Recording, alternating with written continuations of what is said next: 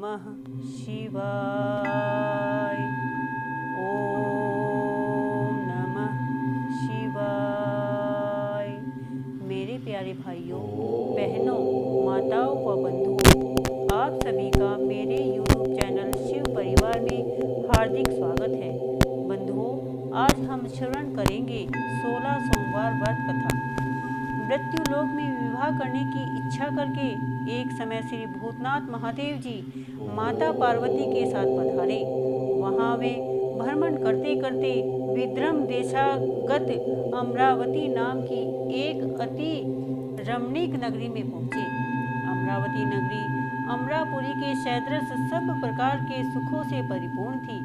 उसमें वहां के महाराज का बनाया हुआ अति रमणीक शिवजी का मंदिर था। उसमें भगवान शंकर माता पार्वती के साथ निवास करने लगे। एक समय माता पार्वती ने प्राणपति को प्रसन्न देख के मनोविनोद करने की इच्छा से बोली, हे महाराज, आज तो हम तुम दोनों चौरस खेलेंगे। शिवजी ने प्राणप्रिया की बात को मान लिया और चौरस खेलने लगे। उस समय इस स्थान पर मंदिर का पुजारी ब्राह्मण मंदिर में पूजा करने को आया। माताजी ने ब्राह्मण से प्रश्न किया कि हे पुजारी जी, बताइए कि इस बाजी में हम दोनों में से किसकी जीत होगी। ब्राह्मण बिना विचारे ही शीघ्र बोल उठा कि महादेव जी की जीत होगी। थोड़ी देर में बाजी समाप्त हो गई और उसमें माता पार्वती की विजय हुई। अब तो माताजी ब्राह्मण को झूठ बोलने के अपराध के कारण शाप देने को उद्यत हुई। तब महादेव जी ने माँ पार्वती को बहुत समझाया, परंतु उन्होंने ब्राह्मण को कोढ़ी होने का शाप दे दिया। कुछ समय बाद पार्वती जी के शापवश पुजारी के शरीर में कोढ़ पैदा हो गया। इस प्रकार पुजारी अनेक प्रकार से दुखी रहने लगा। इस तरह के कष्ट भोगते हुए जब बहुत दिन हो गए तो देवलोक की अप्सराएं शिवजी की पूजा करने उसी मंदिर में पधारी और पुजारी के कष्ट को देख बड़ी दया भाव से उससे रोगी होने का कारण पूछने लगी। पुजारी ने निसंकोच सब बातें उससे कह दी। वे अप्सराएं बोली, हे पुजारी, अब तुम अधिक दुखी मत होना। भगवान शिवजी तुम्हारे कष्ट को दूर कर देंगे। तुम सब बातों में श्रेष्ठ षोडश सोमवार का व्रत भक्ति भाव से करो। तब पुजारी अप्सराओं से हाथ जोड़कर विनय भाव से पूछने लगा कि 16 सोमवार व्रत की विधि क्या है। अप्सराएं बोली कि जिस दिन 16 सोमवार हो उस दिन भक्ति के साथ व्रत करें, स्वच्छ वस्त्र पहने, आधा सेर गेहूं का आटा लें, उसमें 3 अंग बनावें और घी, गुड़, दीप, नैवेद्य, पुंगीफल, बेलपत्र, जनेऊ, जोड़ा, चंदन, अक्षत्र, पुष्प आदि से प्रदोष काल में भगवान शंकर का विधि से पूजन करें। तत्पश्चात अंगाओं में से एक शिवजी को अर्पण करें, बाकी 2 को शिवजी का प्रसाद समझकर उपस्थित जनों में बांटते और आप भी प्रसाद पावें। इस विधि से 16 सोमवार व्रत करें। तत्पश्चात 17वें सोमवार के दिन पाव सेर पवित्र गेहूं के आटे की बाटी बनावें। तदनुसार घी और गुड़ मिलाकर चूरमा बनावें और शिवजी का भोग लगाकर उपस्थित भक्तों में बांटे और पीछे आप भी सकुटुंब प्रसाद लें तो भगवान शिवजी की कृपा से उसके मनोरथ पूर्ण हो जाते हैं। ऐसा कहकर अप्सराएं तो स्वर्ग को चली गई। ब्राह्मण ने यथाविधि षोडश सोमवार व्रत किया तथा भगवान शिवजी की कृपा से रोग मुक्त होकर आनंद से रहने लगा। कुछ दिन बाद जब शिवजी और पार्वती उसी मंदिर में पधारे तब ब्राह्मण को निरोग देखकर पार्वती ने ब्राह्मण से रोग मुक्त होने का कारण पूछा तो ब्राह्मण ने 16 सोमवार व्रत कथा कह सुनाई। तब तो पार्वती जी अति प्रसन्न होकर ब्राह्मण से व्रत की विधि पूछकर व्रत करने को तैयार हुई। व्रत करने के बाद उनकी मनोकामना पूर्ण हुई तथा उनके रूठे पुत्र स्वामी कार्तिकेय स्वयं माता के आज्ञाकारी हुए। परंतु कार्तिकेय जी भी अपने विचार परिवर्तन का रहस्य जानने की इच्छा से अपनी माता से बोले, हे माता जी, आपने ऐसा कौन सा उपाय किया है जिससे मेरा मन आपकी ओर आकर्षित हुआ। तब पार्वती जी ने वही 16 सोमवार व्रत कथा उसको सुनाई। स्वामी कार्तिकेय जी बोले कि इस व्रत को मैं भी करूँगा, क्योंकि प्रिय मित्र ब्राह्मण दुखी दिल से परदेश गया है, हमें उससे मिलने की बहुत इच्छा होती है। कार्तिकेय जी ने भी इस व्रत को किया और उनका प्रिय मित्र मिल गया।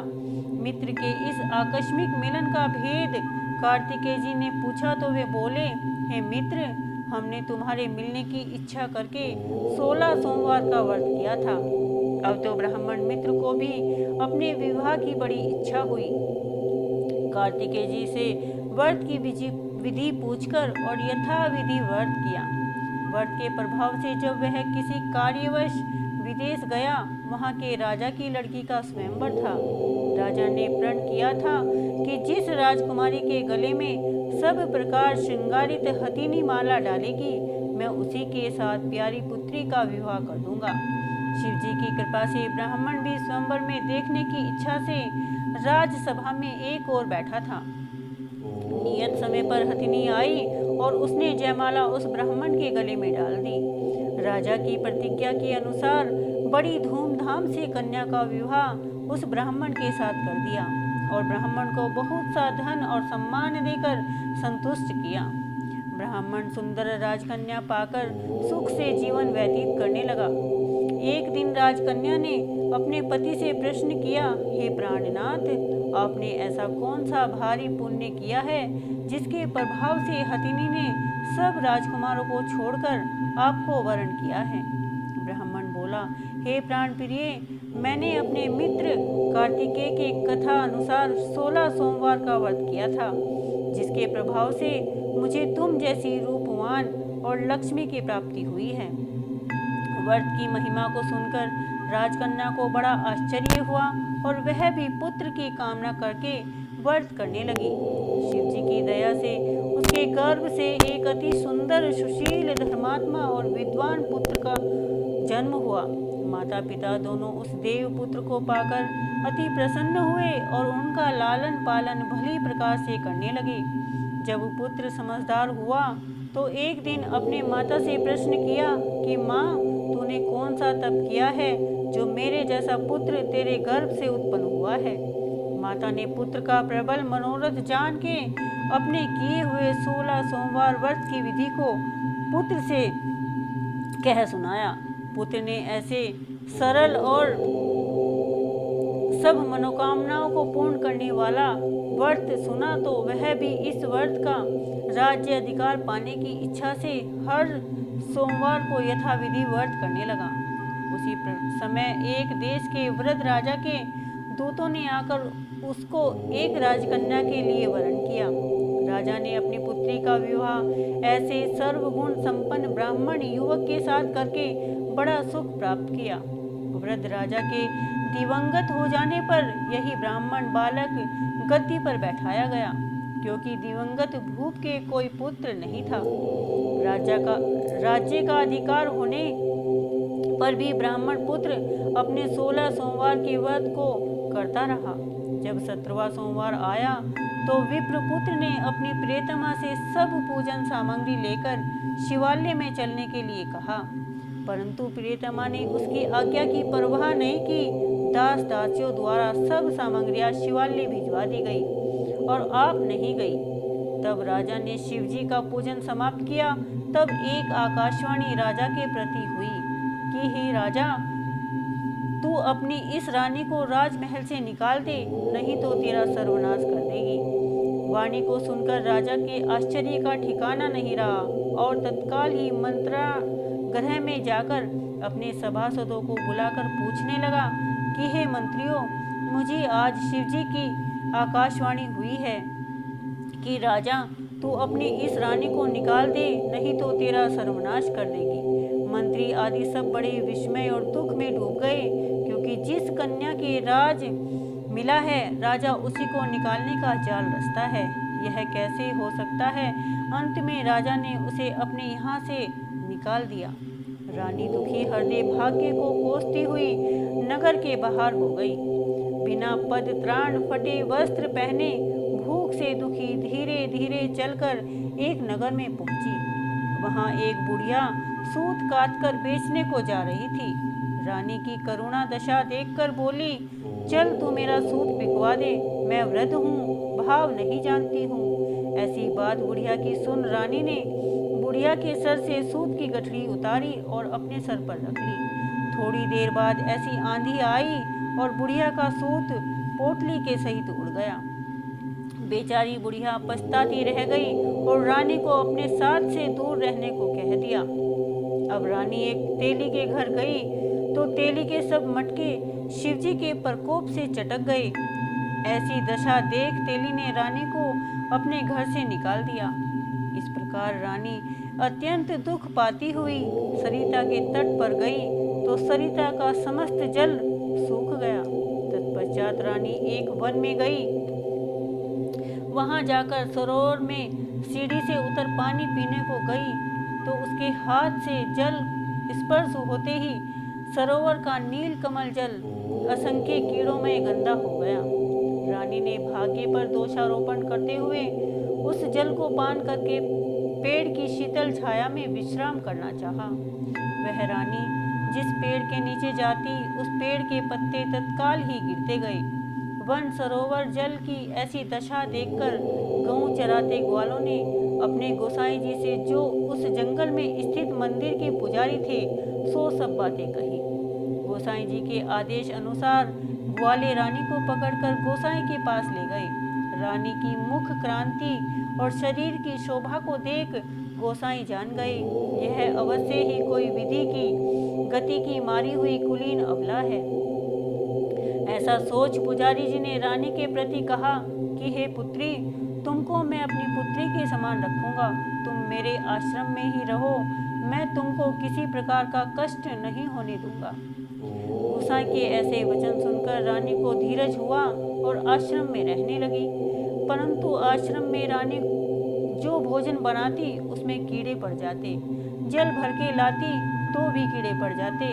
अब तो गोसाई जी भी बहुत दुखी हुए और रानी से बोले कि हे बेटी, तेरे पर कौन सी देवता का कोप है जिससे तेरी ऐसी दशा हुई है।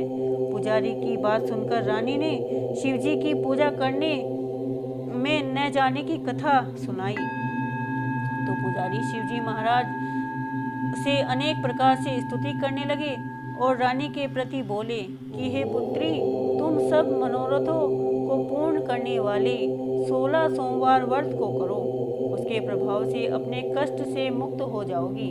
गोसाई की बात सुनकर रानी ने 16 सोमवार व्रत को विधिवत संपन्न किया और 17वें सोमवार को पूजन के पश्चात से राजा के हृदय में विचार उत्पन्न हुआ कि रानी को गए बहुत समय व्यतीत हो गया है, न जाने कहाँ कहाँ भटकती होगी, उसको ढूंढना चाहिए। यह सोच रानी को तलाश करके चारों दिशाओं में दूत भेजे।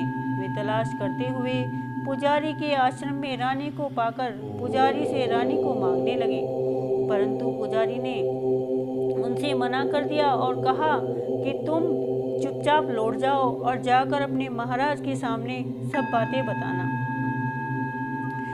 तब वे आश्रम से चले गए और पुजारी से प्रार्थना करने लगे कि हे महाराज, जो देवी आपके आश्रम में रहती है वह मेरी पत्नी है। शिवजी के कोप से मैंने इसे त्याग दिया था, अब इस पर शिव का प्रकोप शांत हो गया है, इसलिए मैं इसे लिवाने आया हूँ। आप इसे मेरे साथ चलने की आज्ञा दे दीजिए। गोसाई जी ने राजा के वचन को सत्य समझकर रानी को राजा के साथ जाने की आज्ञा दी। गोसाई जी की आज्ञा पाकर रानी प्रसन्न होकर राजा के महल में आई। नगर में अनेक प्रकार के बधावे बजने लगे। नगर निवासियों ने नगर के दरवाजे पर तोरण बंदरवारों से विविध विधि के नगर सजाया। घर घर में मंगल गान होने लगे।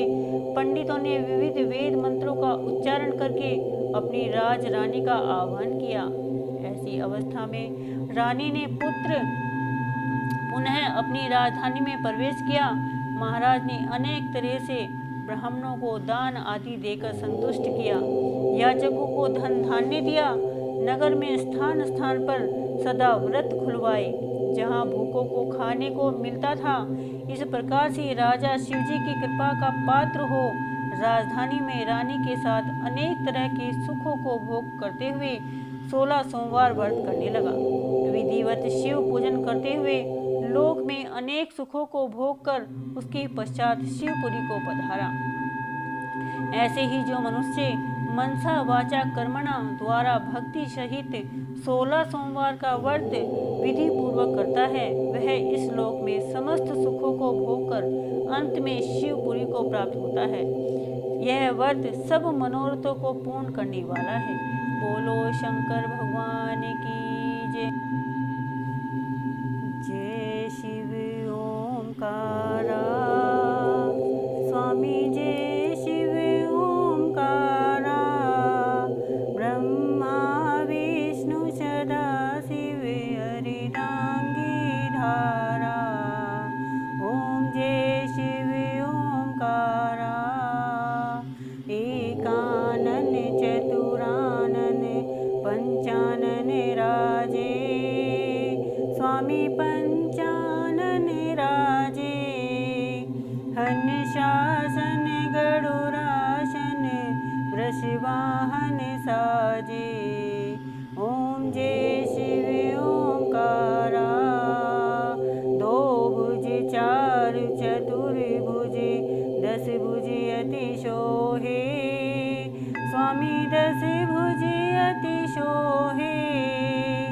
तीनों रूप निरखता त्रिभुवन जन मोहे। ओम जय शिव ओमकारा। जय माला बन माला मुंड माला धारी। स्वामी मुंड माला धारी। त्रिपुरारी कनशारी वरमाला धारी। ओम जय शिव ओमकारा। श्वेतांबर पीतांबर बागंबर अंगे। स्वामी बागंबर अंगे। सनकादिक ब्रह्मादिक भूतादिक संगे। ओम जय शिव ओमकारा। कर में श्रेष्ठ कमंडल चक्र त्रिशूल धरता। स्वामी चक्र त्रिशूल धरता। जग करता जग हरता जग पालन करता। ओम जय शिव ओमकारा। ब्रह्मा विष्णु सदा शिव जानति अविवेका। भोले जानत अविवेका। प्रणवाक्षर के माध्य ये तीनों एका। ओम जय शिव ओमकारा।